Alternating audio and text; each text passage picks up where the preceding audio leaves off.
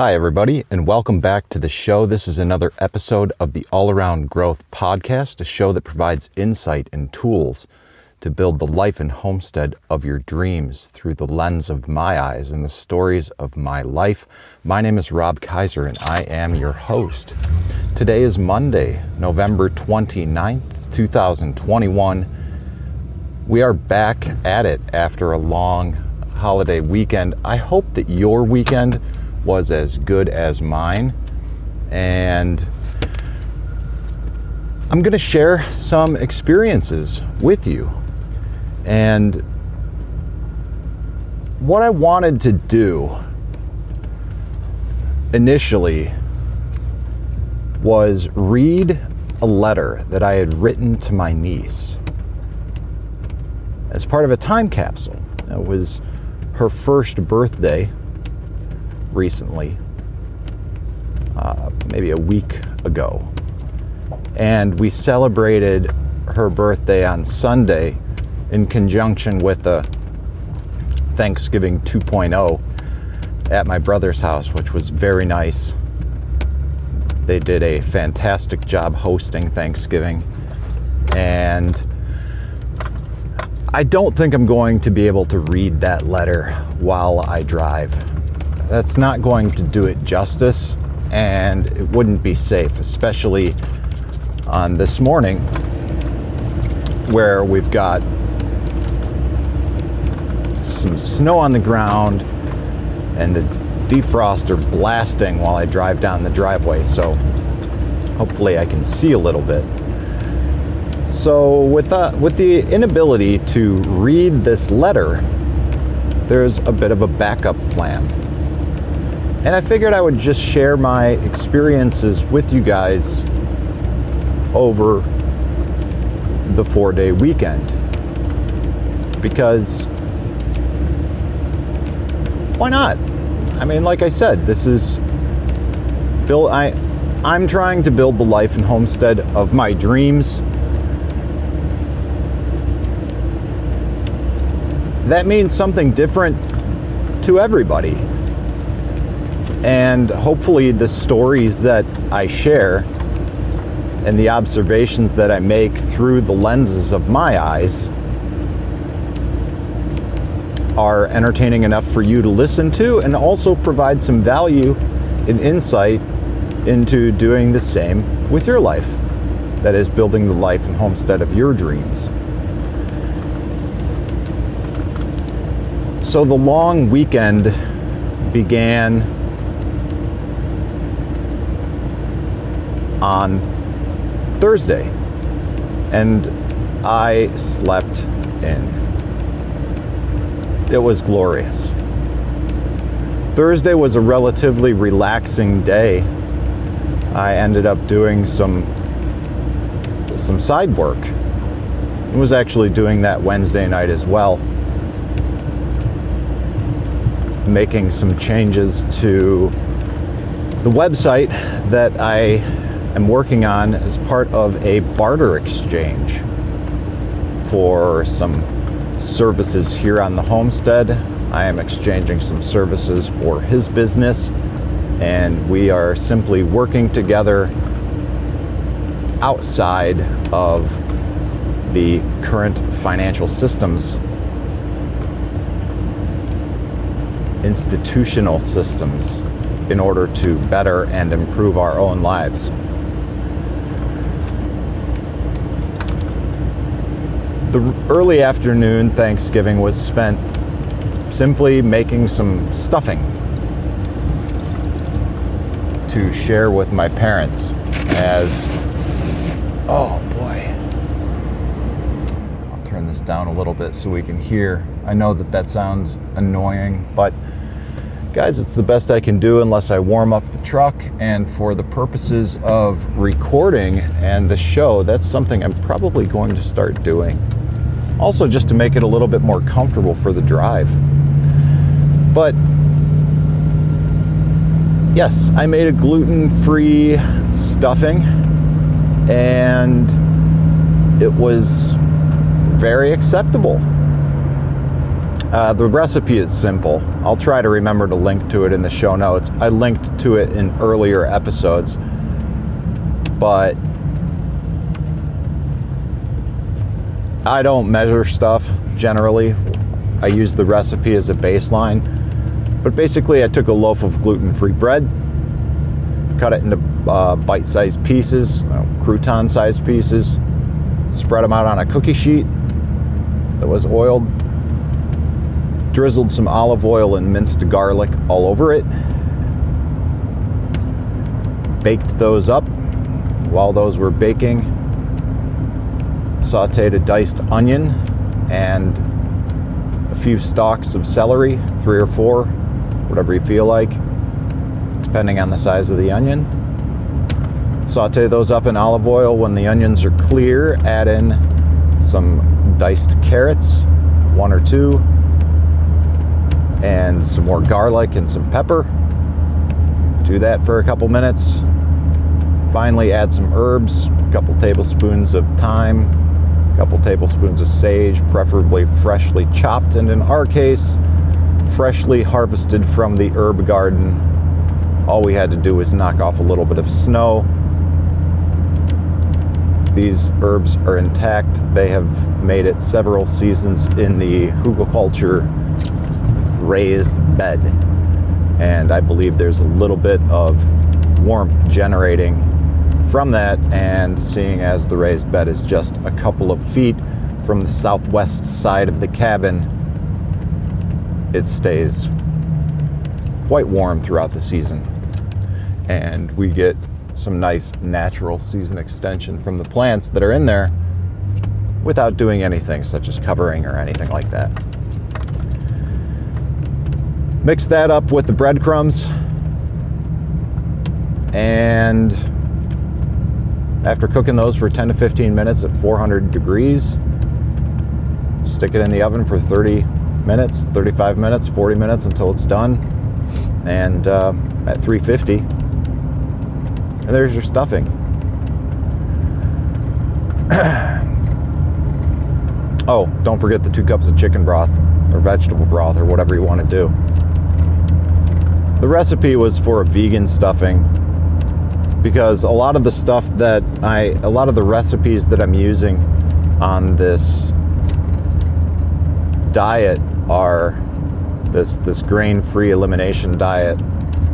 It's oftentimes easy to look up vegan recipes and then adjust accordingly. Use chicken broth instead of vegetable broth, things like that.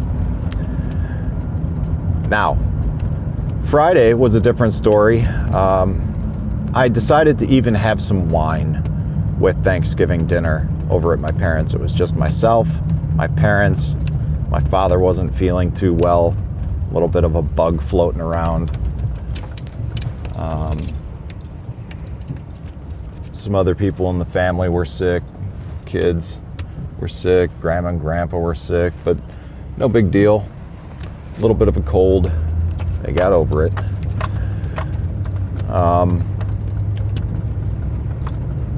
Friday, did some more website work, but also had my first afternoon spent at the Christmas tree sales with the Oddfellows. And the Oddfellows have been, our local lodge of the Independent Order of Oddfellows has been selling Christmas trees on the Medina Public Square for, probably almost 20 years now, raising money to take local children from families in need Christmas shopping every year. Like last year, the school board has decided that because of the thing, that it's inappropriate for, quote, random strangers, close quote, to interact with kids and be on school grounds. Even though some of the members of our local lodge that will be participating in the Christmas shopping are actually employed by the school board. Right. Nevertheless, we won't be doing that, but we will be doing something a little bit different. That's taking them shopping in the spring. And this is a nice segue into another way in which we are going to try to help. Because while I was up there selling Christmas trees, I did that Friday and Saturday afternoon from 2 to 10, or 2 to, well, until dark, until we decided to shut it down rather. And that's nice because our lodge is right across the street on the square in an old building that was built in 1904. And there's always good food being cooked by some of the guys. Brotherhood. A little fire out on the square.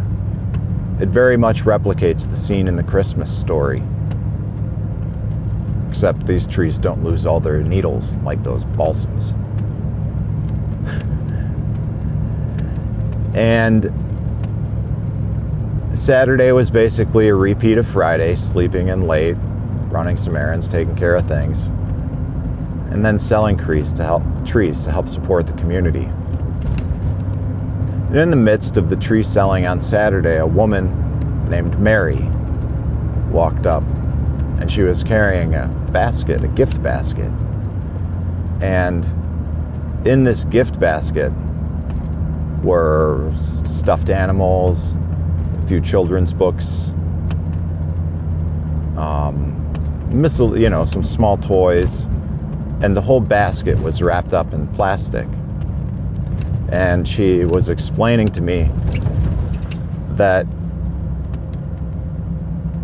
her mom makes these baskets and generally gives them out every year as gifts to kids. And they make specific baskets, some for boys, some for girls, and make about 20 of them.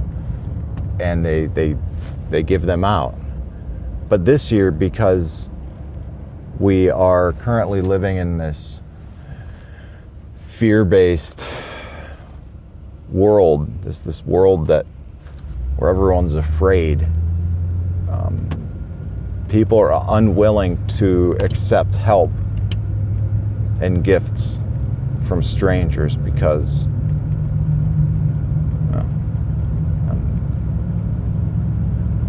I'm not one of them, so I can't speak to what their reasons are, but it saddens me because there are people out there, one of which I am, that want to help, but oftentimes find that it's difficult to do so, which means you've just got to work a little harder, and perhaps that's the point. So Mary was explaining that she was having problems giving the baskets away, and she came to us for help. And I'm a relatively new member, and I listened and I said, yes, we've been experiencing some similar problems and challenges with our inability to take the kids Christmas shopping like we normally do, and we've had to adjust our schedules. And as we continued to talk, I said, well, why don't you come up to the lodge, and one of the trustees is up there today warming up and having some food, and I can show you around and introduce you to him, and we can talk about this. And at the very least, and I'm also a member, and I pointed to the church over there across, kind of catty corner to where we were, and I said, I'm a member of the church right there, Medina Church of Christ, and I'm sure that I can connect with some people there as well, to our families in need, and get some of these into those hands as well, to make sure that nothing, what you've done doesn't go to waste. And it turns out that she was a member of that church as well. So we brought her up, and we spoke, myself, Mary, and the trustee, Pete, and just talked about some of the options that we had, how we were already working to give out some of the leftover turkeys and hams and a couple full meals from the reverse raffle that we did just a couple weeks ago. I'm trying to find homes for those as well, so we can add this to the list of things that we have to give back. And then there was Sunday, where we met at my brother's house with our family and his family, the whole extended family, for a big Thanksgiving dinner, and his daughter's second daughter's first birthday celebration, where we were all encouraged to bring little items for the time capsule. And I wrote a letter. I printed off and laminated a paper wallet with $20 of Bitcoin cash instead of Bitcoin, so that's another story for another time. Another story for another time as to why I chose Bitcoin Cash over Bitcoin. Okay, so for those that are interested, for those that are listening, if you want to hear why, let me know in the Telegram chat or via email. telegramchats@t.me/allaroundgrowth. Email is at allaroundgrowth@gmail.com.